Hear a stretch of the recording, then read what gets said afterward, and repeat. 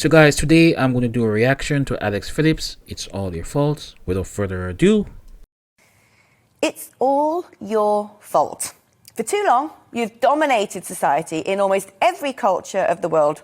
You are sociopathic, reckless, selfish, and deficient in areas where we need you to be better. The patriarchy, in a word, is toxic. Well, that is how many men feel like they're being spoken to today.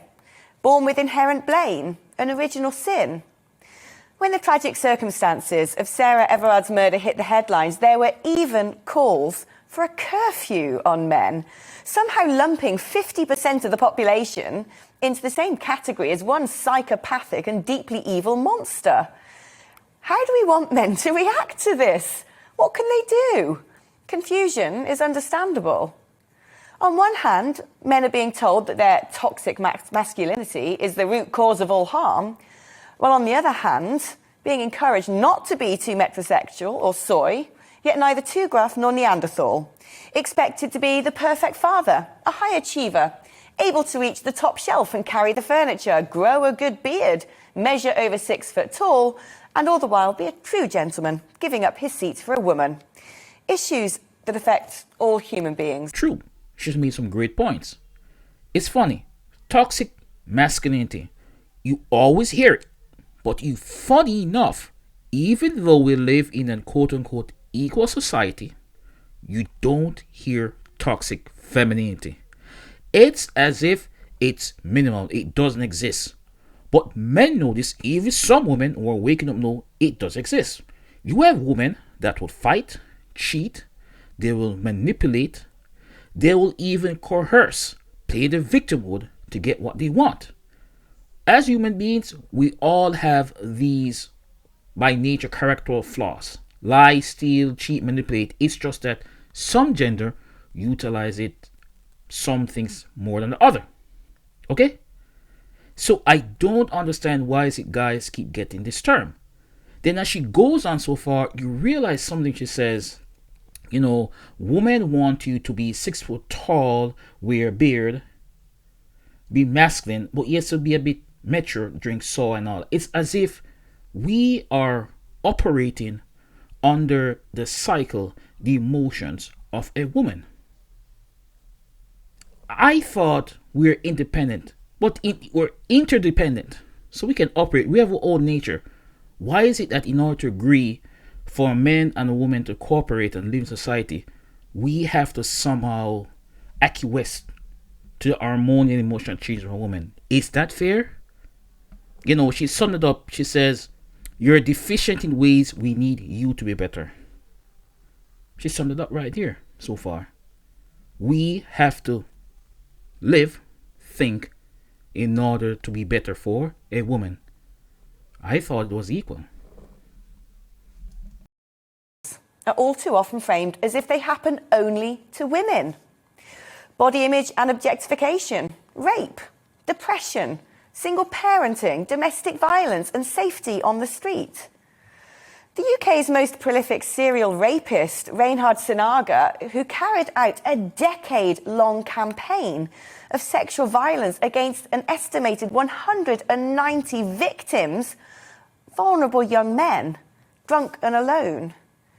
Perhaps the reason he was able to continue his sick violations for so long was because men find it more difficult to admit to being a victim due to pressures of perceived masculinity and the associated stigma of rape. All but a few of Sinaga's victims were white, heterosexual men. The average age was just 21. Where was the vigil? Where were the placards and the protests, the documentaries, the charities and the support groups? Where was the deafening public outcry? There's no placard, no vigil, because men are seen as pretty much emotionless creatures for the most part. We're the perpetrators, according to them, so why does it matter? You're supposed to be tough when it suits you. Funny, isn't it? Suicide rates across the world also show a gender paradox, with men 3 to 4 times more likely to die than women.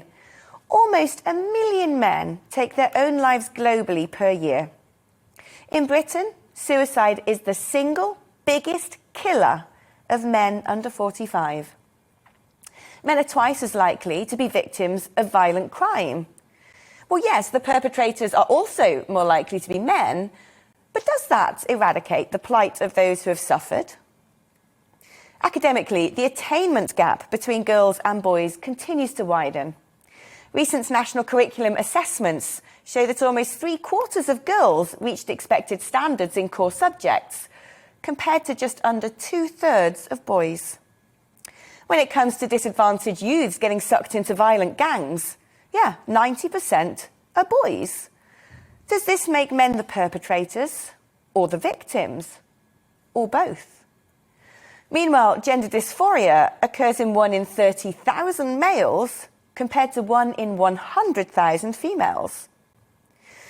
Almost 1/3 of men report body image issues, with 1/10 saying they had experienced suicidal thoughts as a result. Yet, objectification is often perceived to be a woman-only problem. We send more men than women to war, sacrificed in their millions to protect us all. Men are 10 times more likely to be killed at work, often dominating dangerous professions. Meanwhile, women live an average 10 years longer. Men fall ill younger and are more likely to suffer chronic illnesses. They often have poorer diets and pursue risky behaviours such as alcoholism and smoking. Yet women are more likely to seek medical help. When it comes to health, males are the weaker sex throughout life.